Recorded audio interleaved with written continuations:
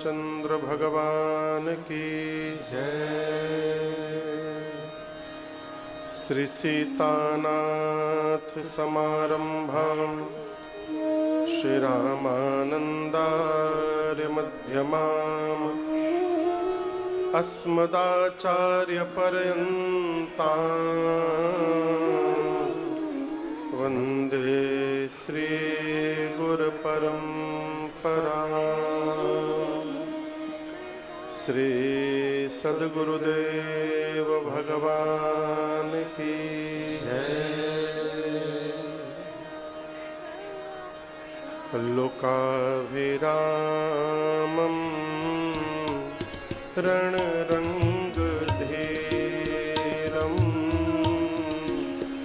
राजीवनेत्रं रघुवंशनाथं कारुण्यरूपं करुणाकरं तं श्रीरामचन्द्रं शरणं प्रपद्ये।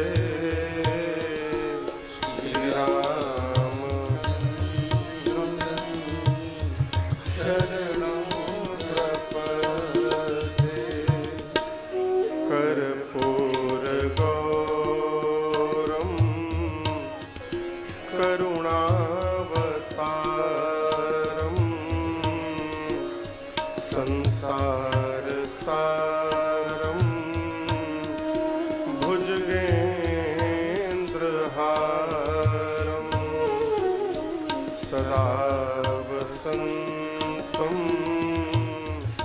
हृदयारविन्दे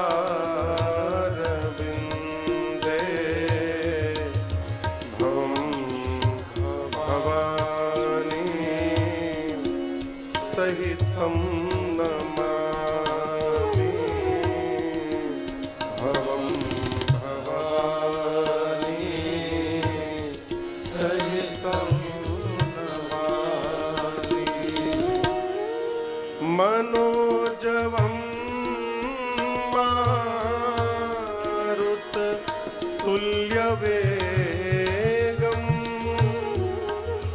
जितेन्द्रियं बुद्धिमतां वरिष्ठं वातात्मजं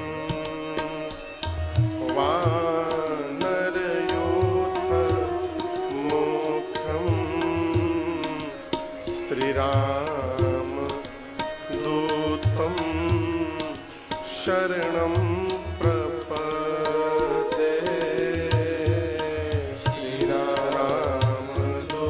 श्रीरामदूतं शरणं प्रपद्ये। सीताराम राम राम सीताराम राम राम सीताराम राम राम सीताराम राम राम सीताराम राम राम सीताराम राम राम सीताराम राम राम सीताराम राम सीताराम राम राम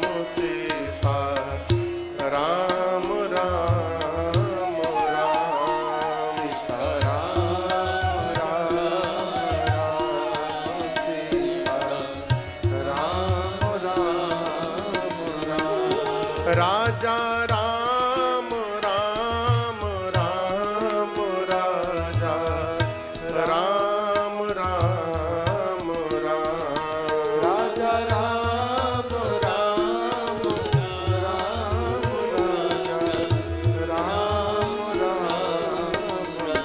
राजा राम राम राम राजा राम राम राम राजा राम राम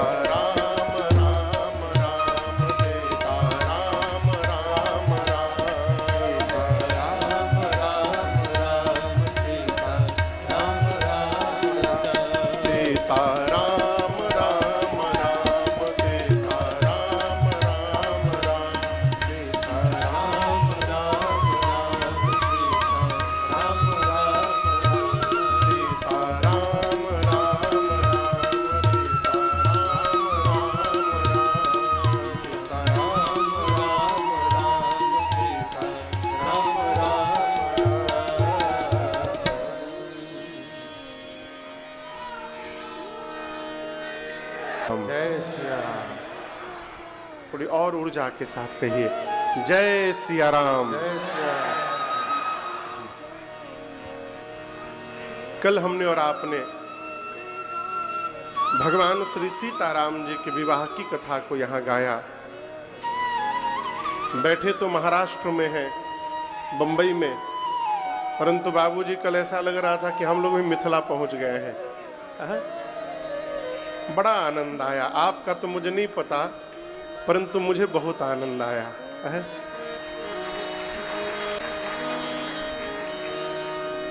विवाह के पश्चात श्री रघुनाथ जी मां जानकी को लेकर अयोध्या आए और यहीं से आज की कथा प्रारंभ हो रही है। आज से श्री अयोध्या कांड की कथा प्रारंभ होगी। कौन से कांड की? अयोध्या कांड। श्री अयोध्या कांड श्री रामचरितमानस का दूसरा कांड है। कहें तो दूसरा सबसे बड़ा कांड है। सबसे बृहद जो कांड है वो बाल कांड, दूसरा फिर अयोध्या कांड, इसके बाद उत्तर कांड इससे छोटा है, उत्तर कांड से छोटा लंका कांड है, लंका कांड से छोटा सुंदर कांड है, सुंदर कांड से छोटा अरण्य कांड है, अरण्य कांड से छोटा किष्किंधा कांड है। ठीक ना? ये मानस का दूसरा सबसे बड़ा कांड है। और एक मैं आपको निवेदन करूं, आप में से जो मानस के पाठक होंगे ध्यान दीजिएगा, अयोध्या कांड को गोस्वामी जी ने बड़ी व्यवस्थित ढंग से लिखा है। बाबूजी, इस कांड को छोड़कर जितने कांड गोस्वामी जी लिखे, किसी दोहे में 12 चौपाई, किसी में 8 चौपाई, किसी में 7 चौपाई, किसी में 16 चौपाई, किसी में 24 चौपाई, लेकिन अयोध्या कांड आप पढ़िएगा प्रारंभ से लेकर लास्ट तक, हर दो दोहे के बीच में गोस्वामी जी ने 8 चौपाइयां लिखी। न किसी में अधिक न किसी में कम। उसके बाद हर 25 दोहे के बाद हर 25वें दोहे पर गोस्वामी जी ने छंद लिखा है। 25वें पर छंद है, 50वें पर छंद है, 75वें पे छंद है, 100 पर छंद है। इसके बाद 125 पर नहीं है, वहां 126 पर है, केवल एक जगह। अब उसके बाद फिर 25, 151 पर, 176 पर, 201। इष्ट स्वरूप कैसे प्राप्त करे, यदि इसको सीखना है तो केवल और केवल अयोध्या कांड की कथा को समझना पड़ेगा। केवल अयोध्या कांड। महापुरुष तो अयोध्या कांड को मनुष्य के जीवन का हृदय बताते हैं। प्रारंभ में ही आप पढ़िएगा, गोस्वामी तुलसीदास जी ने अयोध्या कांड के 3 श्लोक लिखे हैं। कितने श्लोक? 3। पहले श्लोक में भगवान शंकर को वंदन किया है। कहते हैं, यस्यांके च विभाति भूधर सुता देवापगा मस्तके भाले बाल विधुर गले चगरलम यस्योरसी व्यानरा सोयं भूत विभूषणः सुरवरः सर्वाधिपः सर्वदा सर्वः सर्वगतः शिवः शशिनिभः श्री शंकरः पातु माम्। गोस्वामी जी प्रथम श्लोक में भगवान शिव को वंदन करते हैं। क्यों? शंकर जी की वंदना तो बाल कांड में कर चुके हैं, फिर अयोध्या कांड में काहे कर रहे हैं? देखिए, हम अपनी बात आपको एक बताएं। जब छोटे थे ना बाबूजी, जब छोटे थे तो मन में होता था कब बड़े हो जाएं, कब भगवान करे झटके में बड़े हो जाएं। मैं अपनी बता रहा हूं, पता नहीं आपके मन में आता है कि नहीं आता था, लेकिन अब बड़े होने के बाद मन करता है ना, काश ऐसा जादू होता कि फिर से छोटे हो जाते। मैं सत्य बता रहा हूं आपको। क्यों? बड़े होने के बाद ना इतनी झंझट है जीवन में, इतनी समस्याएं हैं, आप कल्पना नहीं कर सकते। बचपन में अतवार जब आता था तो इतनी खुशी मिलती थी, आप सोच नहीं सकते।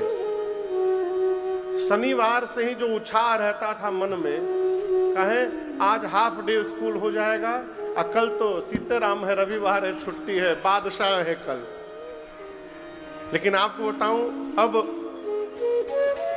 10-10 दिन भी छुट्टी आ जाए ना, तो बचपन के आतवार वाली खुशी अब नहीं मिल पाती है जो उस समय मिला करते थे।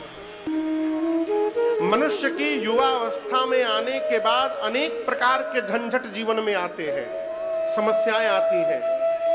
और आप इस भ्रम में न रहिएगा कि हम कथा गाते तो हमारे पास समस्या कम है। बहुत है, बहुत।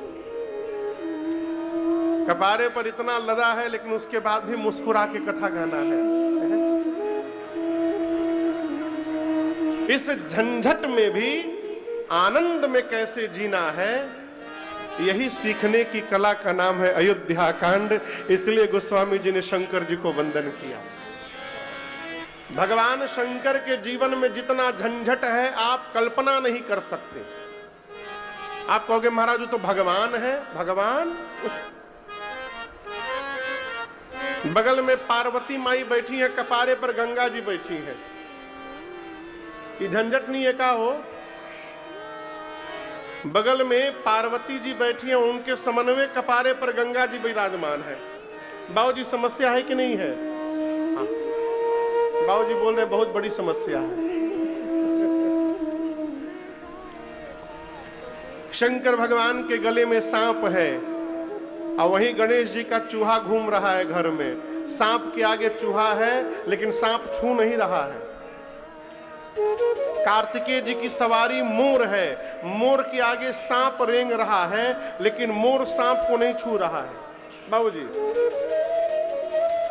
जैसे आपके घर में गाड़ी की पार्किंग एरिया बना होगा घर में, उसी प्रकार कैलाश में भी बना है, जहां शंकर भगवान और मां पार्वती की गाड़ी पार्क होती है। एक ही पार्किंग लॉट में नंदी और सिंह खड़े हैं, लेकिन सिंह नंदी को छू नहीं रहा है। आप दर्शन करिए, इतने विरोधाभास को एक साथ परिवार में लेकर चलना ये कम झंझट है का हो? लेकिन उस झंझट के बाद भी आप भगवान शंकर को देखिए, बाबा मुस्कुराते रहते हैं। जानते हैं क्यों? शंकर भगवान पूरे परिवार के साथ भजन में लगे रहते हैं, इसलिए झंझट आने के बाद भी उसका प्रभाव जीवन में नहीं पड़ता। ये कथा कहती है आप भी परिवार के साथ भजन में लगे रहिए। समस्याएं आएंगी, कब निकल के चली जाएंगी पता नहीं चलेगा। दूसरे श्लोक में भगवान श्री राम के मुख को वंदन किया गोस्वामी जी ने। कौन सा मुख? रात में कहा गया कि सवेरे युवराज बनना है, भगवान प्रसन्न नहीं हुए। और प्रातः काल कहा गया कि आपको वन में जाना है, ये सुन के राम जी दुखी नहीं हुए। प्रसन्नताम यान गता विषेकतः तथा न ममले वनवासत दुखतः मुखाम्बुज श्री रघुनंदनस्य मे सदास्तु सा मंजुल मंगल प्रदा। भगवान का मुख जो सर्वकाल एक रस बना रहता है, गोस्वामी जी कहते हैं मैं उस मुख को बारंबार वंदन करता हूं। क्यों? ये मुख भक्तों का मंगल करने वाला है। ये दूसरा श्लोक। तीसरे श्लोक में मेरे पीछे आपको स्वरूप दिख रहा है श्री रघुनाथ जी का। इसी रूप की वंदना की गोस्वामी जी ने। कहते हैं ये श्लोक आप में से कई लोगों को स्मरण होगा। आइए साथ में गाते हैं एक बार। नीलांबुज श्यामल कोमलांगम सीता समारो पितबाम भागम पाणौ महाशायक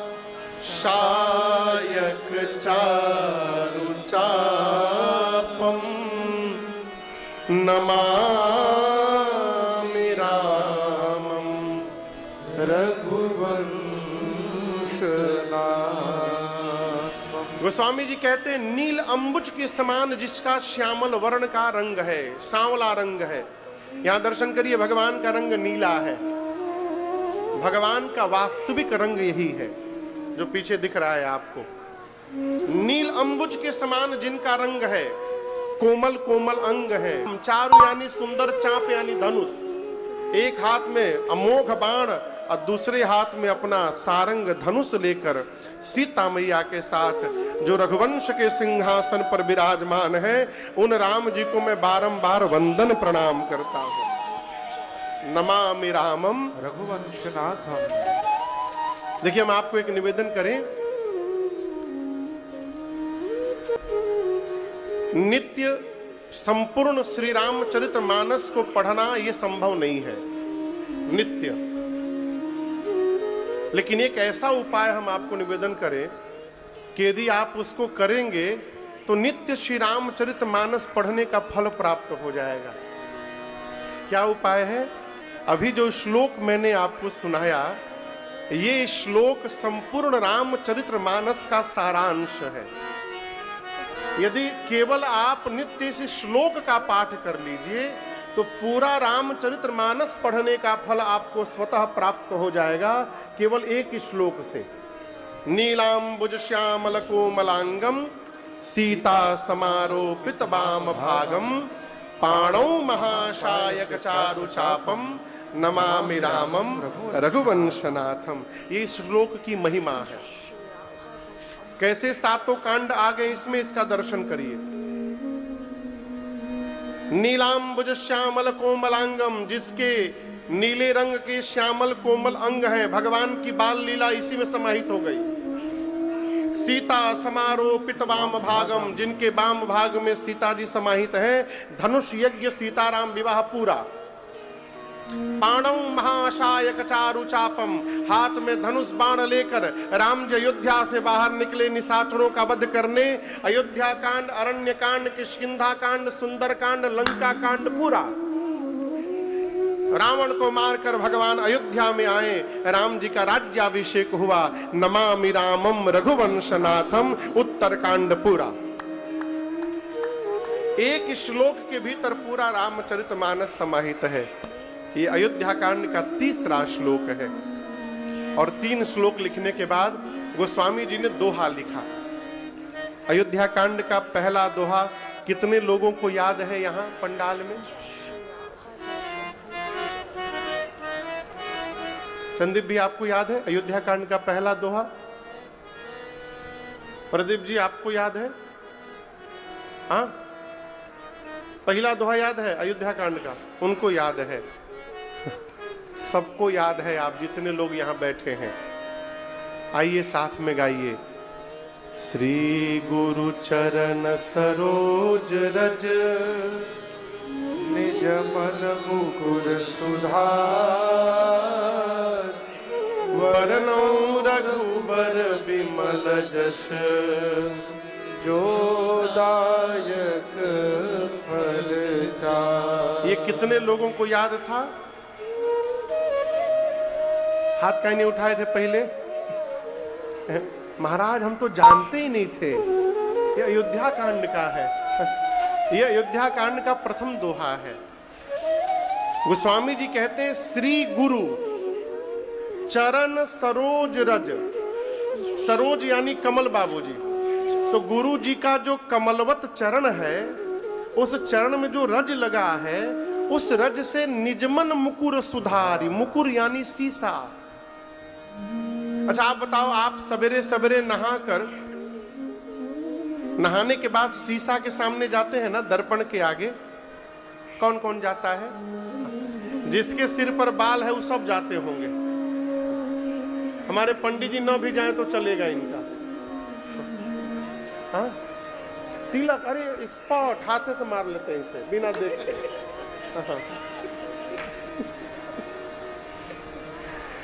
कल्पना करिए आप दर्पण के सन्मुख गए और दर्पण पर मैल जमा हो तो अपना चेहरा दिखाई देगा? बोलिए। तो अब क्या करते हैं? साफ करते हैं। जिस प्रकार दर्पण पर मैल जम जाए तो अपना चेहरा नहीं दिखता, उसी प्रकार जब मन पर मैल जम जाता है तो हमको भगवान दिखाई नहीं देते, न उनकी कथा समझ में आती है। तब मन को भी साफ करना पड़ता है। वो कैसे होता है? गुरुदेव भगवान के चरण रज से निज मन मुकुर सुधा, बरनौ रघुबर बिमल जसु, जो दायक फल चार। आज कुछ लोग आए थे मिलने के लिए, मिलने का जो समय है, कुछ माताएं भी थी, तो कुछ माताओं ने कहा, प्रश्न कहा, महाराज हम लोग शिव चर्चा में जाते हैं, अच्छी बात है, चर्चा करिए शिव जी की, तो हम लोग तो शिव जी को ही गुरु मान लिए हैं, तो क्या अलग से और दीक्षा लेने की गुरु जी के पास जाने की आवश्यकता है? शिव जी हमारे गुरु। शिव जी खाली आप ही के गुरु नहीं हैं, शिव जी पूरे त्रैलोक्य के गुरु हैं। ये मानस में लिखा है, तुम त्रिभुवन गुरु वेद बखाना। वेद ऐसा कहते हैं कि भगवान शंकर त्रैलोक्य के गुरु हैं। फिर तो हमको भी दीक्षा नहीं लेनी चाहिए थी। शंकर जी के तो सबके सद्गुरु हैं। गुरु कौन? जो हमारा मार्गदर्शन करे वो हमारा सद्गुरु है। भगवान शंकर त्रैलोक्य के गुरु हैं, परंतु उसके बाद भी यदि आप धरती पर जन्म लिए हैं तो बिना सद्गुरु के शरण में गए कल्याण होने वाला नहीं है। यहां आए हैं, यहां शंकर जी भी यदि अवतार ले लेंगे, आदि शंकराचार्य भगवान साक्षात भगवान शिव के अवतार थे। जगत गुरु आदि शंकराचार्य भगवान इस धरती पर आने के बाद उनको भी गुरु की शरण में जाना पड़ा। आदि जगत गुरु भगवान श्री रामानंद भगवान साक्षात राम जी ही कलिकाल में तीर्थराज प्रयाग में रामानंद भगवान के रूप में अवतार लिए।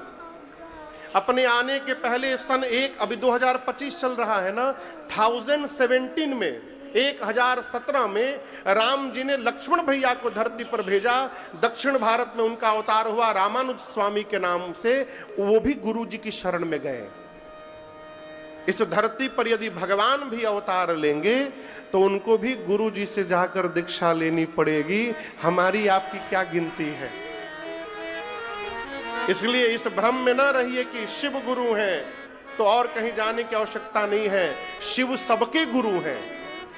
जो शिव चर्चा में जा रहा है उसके भी गुरु हैं, और जो शिव चर्चा में नहीं जा रहा है उसके भी गुरु हैं। सदगुरु की शरण में जाइए।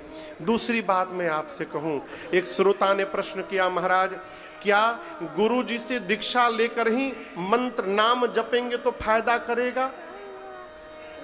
बिना दीक्षा लिए नाम जपेंगे तो फायदा नहीं करेगा? आप लोग बताइए। बिना नाम दीक्षा लिए यदि नाम जपेंगे तो फायदा करेगा कि नहीं करेगा? बोलिए। बिल्कुल करेगा, 100% करेगा। डॉक्टर साहब सिर दर्द की दवा लिखें तब आप लेकर खाइए, अब बिना उनके लिखे अपने मन से लेकर खाइए, दोनों कंडीशन में कसर करेगा। तो यदि बिना दीक्षा लिए नाम जपने से कल्याण हो सकता है तो फिर दीक्षा लेने की क्या आवश्यकता? ये प्रश्न है। आपसे निवेदन करूं, दीक्षा लेकर जपेंगे इसके चक्कर में न रहिए, आप जपना प्रारंभ करिए। यदि आप निष्ठा से भगवत नाम का जप करेंगे ना, तो ये आपका निष्ठा पूर्वक किया गया जप ही आपको सद्गुरु के पास लेकर चला जाएगा और आपका कल्याण हो जाएगा। आप यदि जपना प्रारंभ करेंगे तो यही गुरु जी से मिला देगा। आपको ढूंढना नहीं पड़ेगा, आप बस नाम में लगे रहिए। ऐसा संयोग आएगा कि आप स्वयं सद्गुरु के पास पहुंच जाएंगे। आप गुरु न बनाइए, स्वयं चेला बनिए, गुरु न बनाइए साहब। कई लोग कहते हैं हम गुरु बनाएंगे। अब कैसे बनाएंगे? हम देखेंगे कौन मेरा गुरु बनने लायक है। अरे तो जब तुम ही देखोगे कौन गुरु बनने लायक है तो तुम परीक्षा लोगे।